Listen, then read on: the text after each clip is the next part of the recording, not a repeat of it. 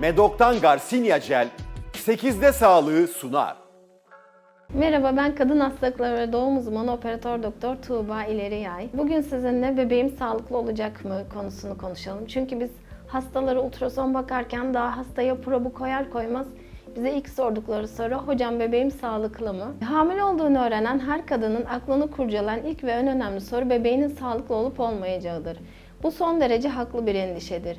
Ancak unutulmaması gereken nokta, gebeliklerin büyük bir kısmında hem anne adayında hem de bebekte hiçbir sorun yaşamadan tamamlanmasıdır. Sağlıklı bir bebek dünyaya getirmenin temel şartı anne adayının sağlıklı olmasıdır.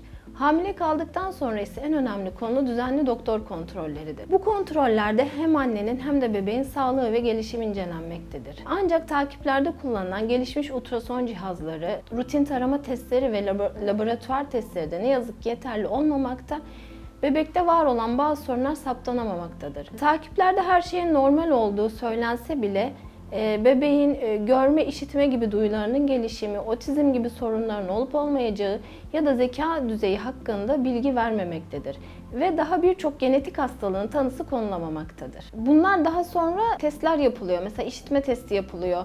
Yani biz mesela hastanın gözünü görüyoruz ultrasonda ama hani gözü görüyor mu görmüyor mu bunu bilemiyoruz. Aynı şekilde kulağını görüyoruz ama işitip işitmediğini bilmiyoruz. Tabii birçok test yapılıyor fakat bizim elde ettiğimiz şeyler aslında çok az. Yani belki daha %70'ini biz de tespit edemiyoruz hani bu testlere rağmen. Hani doğduktan sonra anlaşılıyor. Belki emzirme döneminde anlaşılıyor. Ek gıdaya geçtiği dönemde anlaşılıyor.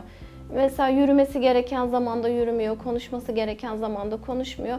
Bazı hastalıklar hani doğar doğmaz bile anlaşılmıyor. Zamanla çocuk büyüdükçe anlaşılıyor. Doğana kadar biz hani elimizden gelen her testi yapmış oluyoruz. Ama doğduktan sonraki süreç de önemli. İşte hasta takiplerine dikkat edecek. Dediğimiz gibi aslında temel şartı anne adayının sağlıklı olması. Bu noktada da anne daha gebe kalmadan önce, bunu daha önce de söylemiştik, gebe kalmadan en az 3 ay öncesinden yemesine çok dikkat etmesi gerekiyor.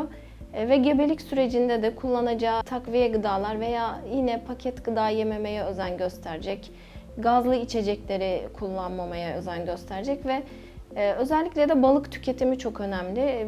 Bunu çok haftada 2 gün küçük deniz balıkları, böyle hamsi, sardalya gibi balıklar öneriyoruz. Ve de hastanın rutin tarama testlerini, laboratuvar testlerini muhakkak yaptırmasını öneriyoruz. Hepinize sağlıklı günler dilerim.